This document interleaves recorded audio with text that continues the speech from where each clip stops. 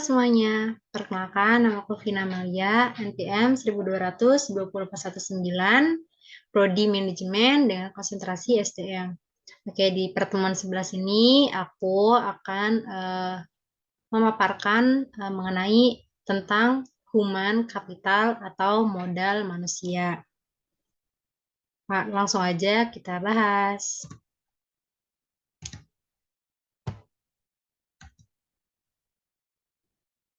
Yang pertama itu ada arti pentingnya human capital. Human capital pertama ditemukan oleh seorang ekonomi bernama Theodore Schultz yang berpendapat bahwa peningkatan kesejahteraan pada perusahaan tidak tergantung pada tanah, peralatan, energi, sumber daya, melainkan pada kompetensi pengetahuan dari pegawainya. Ia mendeskripsikan posisi human capital sebagai kemampuan sumber daya manusia yang diperoleh melalui investasi pada sumber daya manusia yang mendeskripsikan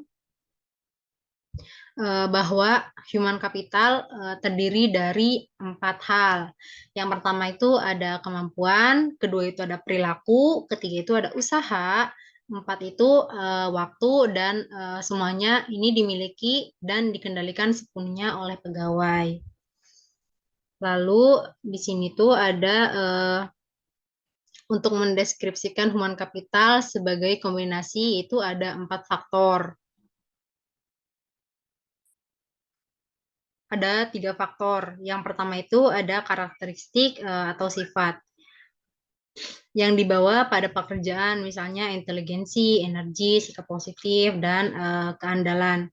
Lalu yang kedua itu ada kemampuan seseorang untuk belajar, yaitu kecerdasan, imajinasi, kreativitas, dan bakat. Lalu yang ketiga itu ada motivasi untuk berbagi inovasi dan pengetahuan, yaitu semangat tim dan orientasi tujuan. Itu ada peran human capital. Human capital ini sebagai kunci keunggulan organisasi. Terdiri dari 3 kelompok, yaitu ada aset finansial, terus ada aset fisik, terus juga yang terakhir ada aset tak berwujud. Lalu di sini juga ada hubungan kompetensi karyawan dengan human capital. Di sini tuh ada 5. Karyawan meningkatkan kompetensi karyawan tentang utama yang harus diperhatikan, yaitu ada kompetensi harus sesuai dengan strategi bisnis, dan kompetensi perlu diciptakan melalui lebih dari satu mekanisme. 5 cara untuk meningkatkan kompetensi karyawan yaitu ada 5B. Ada buy, build, terus borrow, terus bronze, terus sama gain. Lalu di sini juga ada transformasi peran divisi SDM. Model konseptual yang ditemukan oleh Oil Ulrich menggambarkan bahwa transformasi divisi peran SDM yang didasarkan pada 2 dimensi, yaitu dimensi operasional dan dimensi strategi. Dari 2 dimensi itu mensulamatkan peran SDM, yaitu di sini tuh ada 4. Yang pertama itu ada strategi partner, yaitu Departemen SDM harus menjadi partner bagi manajer lini dan manajemen lainnya dalam mengeksekusi strategi dan membantu merealisasikan perencanaan. Lalu yang kedua itu ada administratif expert atau membantu mencapainya efisiensi administratif dan memastikan bahwa kos dapat dikurangi dan kualitas tetap terjaga secara kontinu. Lalu yang ketiga itu ada employee champion. Departemen SDM itu harus dapat menunjukkan komitmennya terhadap manajemen dan pada waktu yang sama juga berusaha meningkatkan kontribusi karyawan untuk lebih besar lagi. Lalu yang terakhir itu ada change agents. Atau juga Departemen SDM harus dapat menjadi agen perubahan yang kontinu, membantu proses-proses dan kultur secara bersama. dan juga meningkatkan kapasitas organisasi untuk lebih baik lagi ke depannya.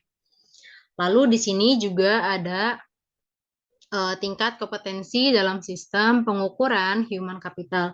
Di sini tuh ada 3. Pertama itu ada activity level yaitu pengukuran aktivitas rutin SDM seperti rekrutmen, terus juga pemberhentian, terus juga promosi dan lain-lain. Terus juga yang kedua itu ada functional level, yaitu kolaborasi dengan unit fungsional organisasi, misal visi divisi dalam pengukuran aktivitas. Itu juga harus mengumpulkan dan menerjemahkan data dan mengambil tindakan. Lalu yang terakhir itu ada strategi level, tingkatan analisis tertinggi sehingga dapat memberikan gambaran perusahaan secara penuh, memberikan pemahaman hubungan analisis, SDM, strategi, dan kinerja. Lalu di sini juga ada perubahan paradigma karyawan. Ada pandangan perusahaan hanya pada cost saja dalam pengelolaan human capital harus ditinggalkan. Yang mana artinya itu investasi dalam SDM itu dipandang bukan sebagai biaya saat ini, melainkan investasi aset untuk masa depan, masa lebih panjang lagi untuk kedepannya. Lalu juga di sini tuh ada 3 langkah untuk mengubah pola pikir. Yang pertama itu seberapa besar pengeluaran investasi yang telah dikeluarkan perusahaan untuk SDM.